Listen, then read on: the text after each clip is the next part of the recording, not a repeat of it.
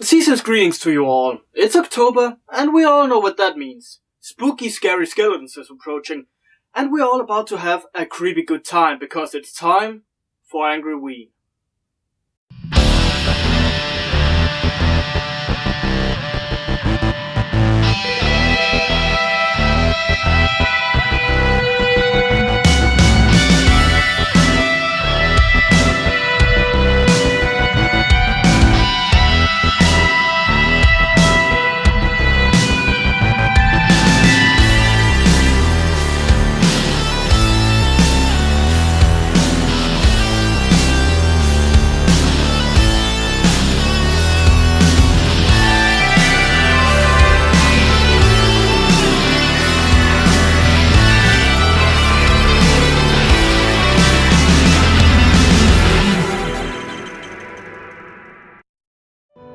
Angry Ween, if you don't know, then every October I go a little beyond what I normally do and review more episodes than usual, all in the good spirit of Halloween. Last year I made 31 reviews. Go check them out if you can't get enough spooks. Speaking of spooks, I think today is a very good day to review a short little classic simply called Season's Greetings. It's an old short made by Michael Dougherty, mostly known for movies such as X-Men 2, Superman Returns and of course Trick or Treat, which this short inspired, I might add. So as you can probably see, his record is sort of mixed. But nevertheless, Season's Greetings is his very first work, dating all the way back to 1996. So without further ado, let's dig right into Season's Greetings. A fitting start to Angry Ween, am I right?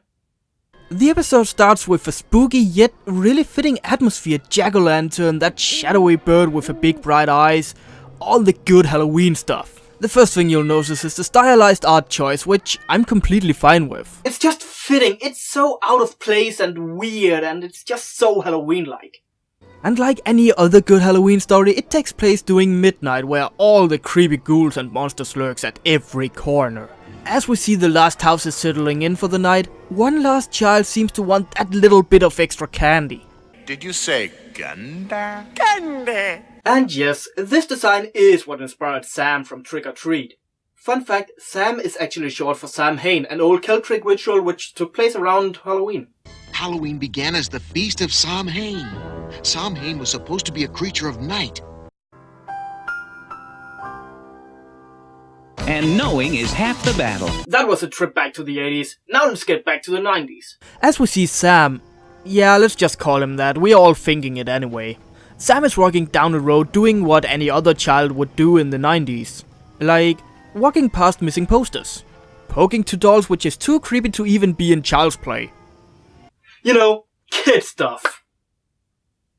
Man, the 90s weren't quite as good as I remember. Hey Frank, want to hang out? Oh yeah, sure. Let me get my stick, I saw an old doll we can poke to.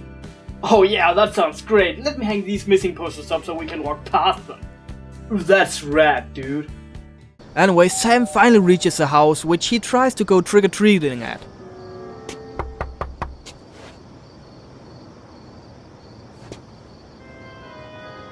Oh, come on! I know it's midnight, but really, how many of you are already asleep around this time on Halloween?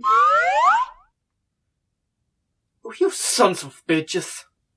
After no one's answered the door, we see that Sam go on his merry way down the street, but alas, a shadowy figure begins to tail our little hero.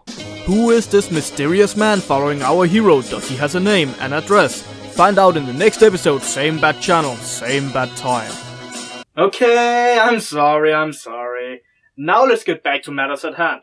Like any other good horror movie, they of course needs the always desired dark alley where our hero meets their terrible end.